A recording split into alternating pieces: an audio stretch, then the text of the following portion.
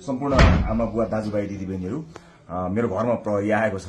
मैले समाचारबाट उच्च अदालतको आदेशबारे थाहा त पाएँ, तर बिना कुनै कागज अहिले यतिखेरसम्म मलाई केही पुर्जी पनि दिएको छैन, कागज पनि दिएको छैन। मेरो घरभित्र आएर बेडरुमभित्र आउनुभएको छ, मैले सार्वजनिक पनि गरिसकेको छु।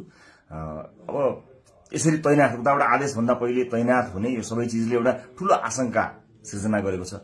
मैले सम्मानित अदालतको आदेशलाई सधैँ मानेकै छु, कानूनलाई मानेकै छु। म पहिला पनि आफै उपस्थित हुन गएको हुँ, अहिले पनि सार्वजनिक गरेकै छु। तर यो राज्य आतंक, यो धरपकड ममाथि के कारणले भइरहेको छ मैले बुझ्न सकेको छैन। भोलिको चितवनको कार्यक्रमलाई निरन्तरता दिनु होला। मलाई लागेको थियो म केही कुरा भन्छु भनेर, तर जुन तरिकाले अहिले यो सामान्य अभ्यासभन्दा पर गएर जबरजस्ती गर्ने कोसिस बिना कागजपत्र छ होला, ल्याउनु पनि हुन्छ होला, ल्याउन सकिने पनि थियो। त्यो लिएर आएर लैजान सकिन्थ्यो, भोलि ल्याउन सकिन्थ्यो। भरे पनि अझै कागज बोकी प्रक्रिया मेरो लागि कुनै प्रक्रिया पूरा गर्न मानेको छैन। आतंकित बनाएर घरभित्र प्रहरी छिरेको छ। म यसै पनि गिरफ्तारी दिन्छु भनेर बसेकै छु। जे होस्, आम नागरिकले सब चिज हेरिरहेका छन् भन्ने मलाई विश्वास छ। न्यायको लडाई म एक थोपा रगत रहुन्जेल लडिरहन्छु। यहाँले साथ दिनुहुनेछ भन्ने विश्वास मैले लिएको छु।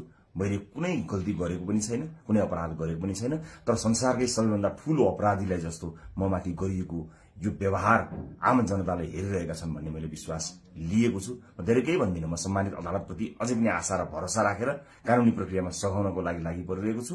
यो दुनियाँका जति पनि न्यायालयका ढोकाहरू छन् ती सबै ढोका ढकढक्याउँछु आफ्नो न्यायको लागि। र मलाई थाहा छ यहाँहरूले सबै कुराको साक्षी बसेर हेरिरहनु भएको छ होला भन्ने मैले विश्वास लिएको छु। म यति जानकारी मैले दिनु उपयुक्त ठानेर मैले यो भिडियो रेकर्ड गराएको छु। चितवनमा जति पनि मेरा आदरणीय मतदाता आमा बुवा दाजुभाइ दिदीबहिनीहरू हुनुहुन्छ, भोलिको कार्यक्रम नरोक्नु होला। अन्य साथीहरू आउनुहुन्छ, उहाँहरूले कुराकानी गर्नुहुनेछ, निरन्तर चलिरहन्छ।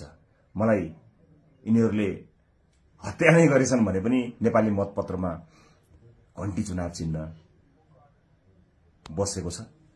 मलाई आशा छ, यो एउटा आशा र भरोसाको आवाज हामीले बुलन्द पारिसकेका छौं। निरन्तरता प्रदान गर्नुहोला। म कानुनी लडाईँमा छु।